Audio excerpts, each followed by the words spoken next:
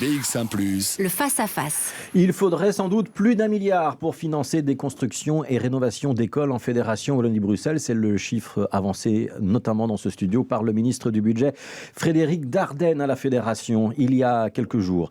Alors comment faire pour trouver ce milliard? Peut-on se tourner vers le privé pour financer des écoles? C'est la question qu'on va se poser maintenant dans ce face-à-face. Et on va commencer par expliquer une notion, Émilie Eckhoff, c'est la notion de partenariat public-privé. Qu'est-ce que ça veut dire concrètement et pourquoi est-ce que ça fait débat? Eh bien, cela veut dire que l'État, via un contrat, confie à un prestataire privé le financement, la construction et la gestion d'équipements qui vont permettre d'assurer un service public.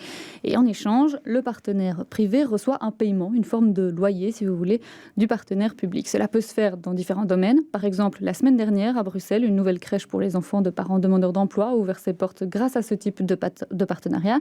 Mais cela peut aussi concerner les hôpitaux, des prisons, comme c'est le cas pour la méga-prison de Haron, ou des écoles, effectivement. Alors, le Parlement de la Fédération Wallonie-Bruxelles avait enterré il y a presque 10 ans la possibilité de mettre en place ce genre de partenariat pour la rénovation et construction de bâtiments scolaires. Mais en Flandre, il est utilisé dans un gigantesque programme intitulé Scholen van Morgen, qui concerne la rénovation et la construction de 165 écoles. Et donc, très concrètement, ces écoles qui paieront donc un loyer aux actionnaires, à savoir le gouvernement flamand d'une part pour le public et BNP Paribas et l'AG Real Estate pour le privé pendant 30 ans. Eux se chargent de l'entretien. Et puis dans 30 ans, eh bien, ces écoles, elles deviendront alors enfin propriétaires de leurs établissements. Merci Émilie, on va débattre de tout ça avec Alice Bernard. Bonjour, vous êtes députée pour le PTB au Parlement wallon et Martin Casier, député pour le Parti Socialiste au Parlement bruxellois. Et on ne fait pas une distraction en mettant un wallon et une wallonne et un bruxellois côte à côte. C'est parce que vous êtes aussi tous les deux membres du Parlement de la Fédération Wallonie-Bruxelles, puisque c'est à ce niveau de pouvoir-là qu'on gère les questions d'enseignement. Je vais commencer peut-être avec Martin Casier. Il y a urgence pour débloquer des financements et s'attaquer aux problèmes et des places dans les écoles et de la vétusté de certaines écoles, notamment en région bruxelloise?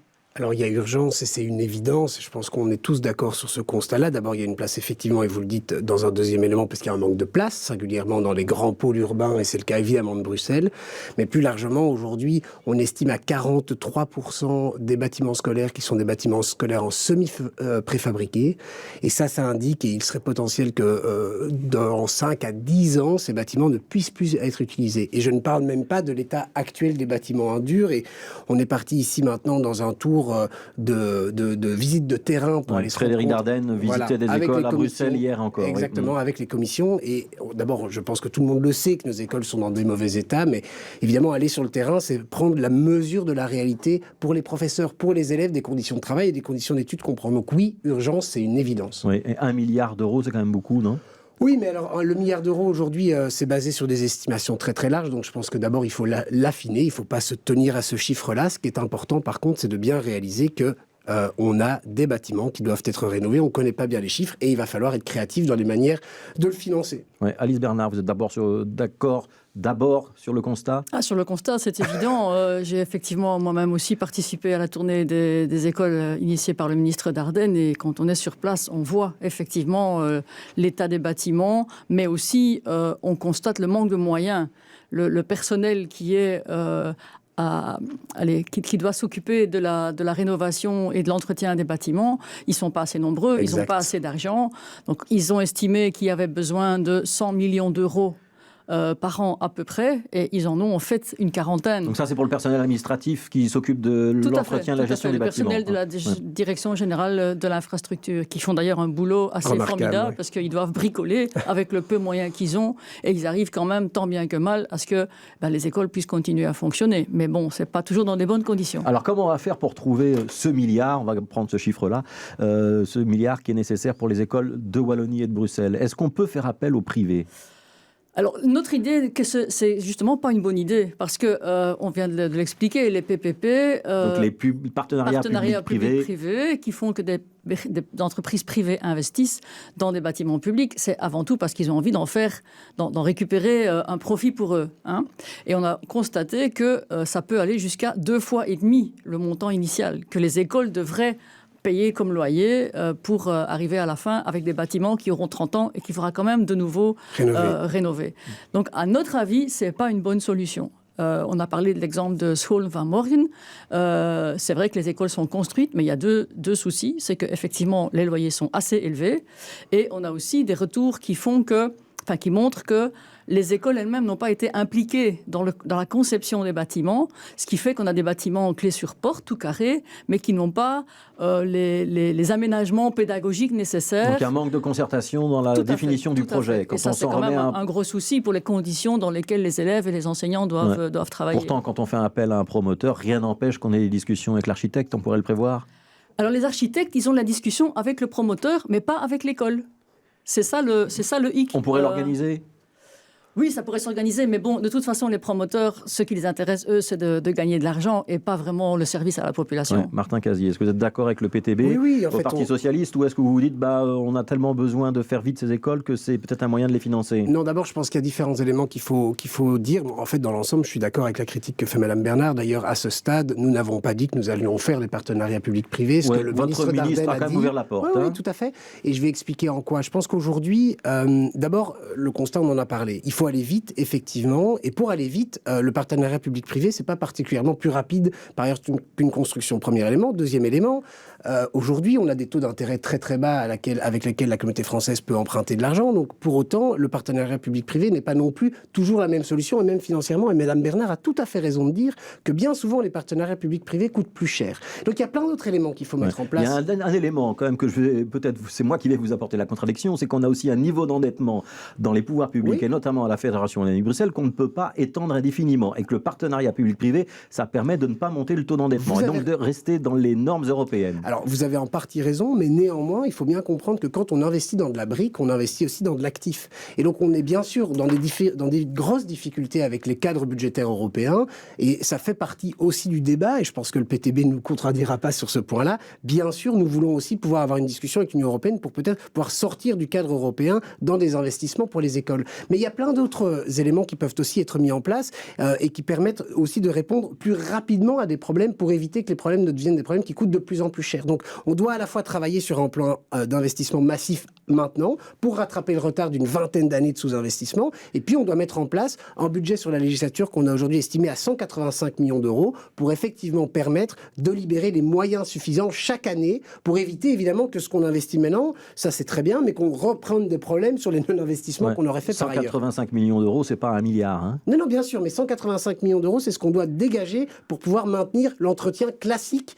année à année. Et puis, il y a l'investissement qu'on doit faire maintenant pour rattraper le retard, et celui-là, il est estimé à de l'ordre d'1 milliard d'euros. Ôtez-moi un doute, Martin Casier. Est-ce que le député Martin Casier de la Fédération Wallonie-Bruxelles est en train de dire que le ministre Michel Dardenne de la Fédération... Frédéric Dardenne, de la Fédération Wallonie-Bruxelles s'est un petit peu avancé en ouvrant la porte au partenariat public-privé et que vous n'allez pas être d'accord avec lui? Il y a un élément dans lequel, effectivement, ça peut être intéressant et sur lequel c'est déjà utilisé à plein d'endroits, c'est par exemple dans les mesures d'économie d'énergie.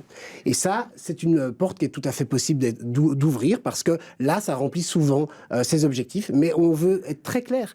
Aujourd'hui, on n'a pas fermé la porte parce que l'enjeu est énorme, mais a priori, sur les principes, on partage les critiques que le PTB fait. C'est en danger de travailler parfois en partenariat public-privé. Il faut bien le maîtriser si on décide de le faire, simplement. Alice Bernard, vous êtes contente? Vous entendez le même son de cloche du côté du Parti Socialiste qu'au PTB? J'entends le son de cloche, effectivement. En même temps, il faut poser la question, comment ça se fait qu'on est dans la situation actuelle d'endettement de la communauté française? Le fait que les partis traditionnels qui sont là depuis 30 ans ont désinvesti dans l'enseignement d'un côté, mais en même temps sont coincés dans une enveloppe qui est fermée et qu'ils maintiennent fermée. Donc c'est quand même là aussi qu'il y a ça dépend du fédéral aussi pour les lois de financement de la communauté. Et par rapport alors aux ouvertures que M. Dardenne fait envers les PPP, je pense qu'effectivement, il faut vraiment rester très vigilant par rapport à ça, pour deux raisons. Parce que les socialistes ont déjà conclu des PPP, et M. Casier, vous-même, vous avez participé à l'ULB, au contrat sur les cotes qui ont abouti au fait que les étudiants payent 100 € de loyer de plus par mois. Ça, c'est pas correct. Qu'avant.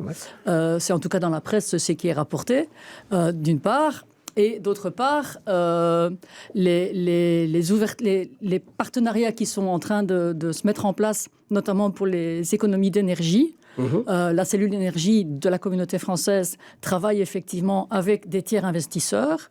Et il m'est revenu dans les visites qu'on a effectuées hier que, effectivement, ça pose aussi des problèmes au niveau du coût et au niveau de la planification des travaux. Donc, on fait des travaux d'économie d'énergie, on place des panneaux photovoltaïques, mais en même temps, les châssis sont toujours pas remplacés. Donc, on va avoir pendant 2 ans des problèmes de fuite d'énergie qui vont pas pouvoir être compensés malgré qu'on a installé des panneaux photovoltaïques. Alors, donc, il y a beaucoup de coordination à faire pour améliorer donc, réponse de Martin Cazia sur la coordination et puis sur ce que vous avez fait dans une autre vie à l'ULB. Mais donc, sur la coordination, c'est clair, et Madame Bernard a tout à fait raison de le dire. De toute façon, en fait, que ce soit du partenariat public-privé ou que ce soit des marchés publics de travaux, la coordination des travaux, leur logique par des bassins de région, le fait qu'on fasse en même temps différents types de travaux est essentiel. Et c'est aussi pour ça, justement, que la Direction générale des infrastructures réfléchit à pouvoir travailler par des régies locales, par bassin d'enseignement, pour être au plus proche des situations. Et c'est vrai qu'aujourd'hui, il y a peut-être trop de centralisation dans l'entretien de ces bâtiments et dans leur rénovation. Et ce n'est pas adapté au territoire, à l'école, école par école. Et hier, effectivement, lors des visites, il y avait différents directeurs d'école qui demandaient d'avoir des chefs de travaux beaucoup plus proches des écoles. Et je pense que ça fait partie de la solution. Et la régie y travaille et le cabinet du ministre y travaille. Et pour le reste, pour effectivement des précédentes vies, ce que je peux simplement dire à Madame Bernard, et j'encourage tout le monde à aller regarder ça en détail, si l'ULB avait dû à l'époque emprunter, on aurait eu le même type de solution financière, c'est-à-dire que ça aurait effectivement coûté de l'argent aux budgets sociaux. Et en attendant, aujourd'hui, les étudiants qui sont dans le plus de besoins ont trouvé des solutions. Mais je pense que c'est pas le débat aujourd'hui. Mais c'est clair, et il faut bien être attentif à ça. Par ailleurs, à l'époque, les taux d'emprunt n'étaient pas les mêmes qu'aujourd'hui. Donc aujourd'hui, nous voulons d'abord privilégier de l'investissement de cet ordre-là, avoir une discussion avec l'Union européenne pour sortir des cadres européens, et puis... Ça, tous les gouvernements disent ça, et tous les accords de gouvernement se sont faits en sortant un certain nombre d'investissements du périmètre. On a plus de 500 millions d'euros qui sont en dehors de l'enveloppe, aujourd'hui en région bruxelloise, et principalement pour investir effectivement dans de la mobilité. Donc on le fait déjà. Avec le risque qu'un jour l'Europe dise, bah non, finalement, ça devait être quand même dans le périmètre. Oui, mais ça fait partie de la discussion. Le PTB nous dit toujours, vous n'osez pas y aller. En fait, là, on y va, et on le met en dehors du budget. Et puis, effectivement, si l'Europe retoque, eh bien, nous verrons bien. Mais il faut bien, un moment, que quelqu'un commence à aller à l'encontre de ces règles. Et je pense qu'aujourd'hui, en fait, on le fait très concrètement à la région bruxelloise et sûrement à d'autres niveaux de pouvoir. Alors, Alice Bernard, est-ce que je vais traduire les propos de Martin Cazia, si vous voulez bien. Est-ce que le PTB n'est pas juste dans la critique et incapable de prendre ses responsabilités et de participer au pouvoir quand on lui propose? Alors, de toute façon, la question des normes européennes et de sortir les investissements de l'enveloppe budgétaire, c'est tout à fait une bonne idée. On va la soutenir à fond. Et donc, toute la question, c'est de voir jusqu'où on va tenir bon contre les directives de l'Union européenne. Et donc là, vous pouvez être rassuré que le PTB, il tiendra bon. Il votera avec la majorité Fédération Wallonie-Bruxelles, où il y a aussi le mouvement réformateur. Si le mouvement réformateur vote le non à l'Europe, il n'y a pas de problème, c'est très bien. On le fera aussi. Mais donc, le deuxième volet, c'est que, justement, vu le risque que l'Union européenne continue à maintenir ses directives d'austérité, on a une proposition très concrète qui est la Banque publique d'investissement, qui permettrait au départ du capital de Belfius et en même temps, en allant chercher l'argent là où il est, parce qu'on ne va pas se cacher, voiler la face, en Belgique, il y a des sous, il y a des grandes fortunes qui devraient payer leur part aux contributions. En alliant cet argent-là plus l'argent de la Banque d'État, on pourrait avoir une banque publique d'investissement qui a fait ses preuves en Allemagne, par exemple. La KfW fonctionne très bien et permet beaucoup d'investissements à bon marché. Alors, on est en train de s'éloigner un petit peu quand même de la rénovation des écoles. Je voudrais vous ramener là-dessus. C'est quoi la première urgence? On va conclure le débat, puisque vous êtes en train de visiter les écoles avec le ministre Frédéric Dardenne. Il faut... c'est quoi? C'est en région bruxelloise, c'est en région wallonne, c'est d'abord de la rénovation, c'est d'abord de la construction. Si vous deviez donner 2-3 priorités, peut-être même 2-3 établissements qui vous ont particulièrement choqué, l'un et l'autre, c'est où la priorité sur laquelle il faudrait investir et dans quel délai? C'est énorme, hein. Donc il y a vraiment beaucoup. Il y a de toute façon tous les préfabriqués il faut les remplacer d'urgence. Il y a les bâtiments qui sont en train les bâtiments construits dans les années 60-70, certaines façades sont en train de s'effriter. Et puis il y a toute la question des économies d'énergie. À mon avis, ça c'est tout ça dans cette législature. Si on se donne les moyens, comme nous on le propose, la Banque publique d'investissement, on peut le faire tout de suite. Est-ce qu'il y a des urgences urgentes pour l'année prochaine? Il y en a tout le temps. Il y en a beaucoup à Bruxelles. Il y en a aussi dans le Hainaut, à Liège. Il y a des écoles qui sont en train de s'écrouler. Il y a Gansoren. Hier, on a visité l'Athénée Horta à Saint-Gilles. Il y a des travaux de rénovation urgents à faire en matière de chauffage, par Martin exemple. Casier, dans, même question. dans les objectivations de la situation, même si toute la Wallonie et tout Bruxelles y est confronté, les deux zones qui sont le plus fortement impactées aujourd'hui par des bâtiments scolaires en très mauvais état, c'est le Hainaut et la région bruxelloise.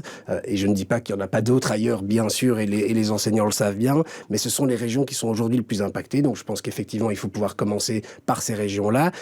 Et puis, Madame Bernard en parlait au début, mais plus maintenant, je pense qu'une des priorités aussi, c'est de donner les moyens humains à la DGI, évidemment, de mener ces projets, parce qu'aujourd'hui, on voit bien que la Direction Générale des Infrastructures est aussi sous-staffée en personnel pour pouvoir mener tous ces projets de front. Et il ne faudrait pas que nos ambitions en la matière créent des difficultés de travail supplémentaires sur des équipes qui sont déjà souvent malmenées. Donc il y a effectivement le personnel d'une part, il y a des zones prioritaires, et puis Madame Bernard, et je la rejoins tout à fait, a raison, les préfabriqués, 43% de notre parc d'établissements scolaires, ça doit être une priorité parce que dans 5 à 10 ans, ils risquent de fermer.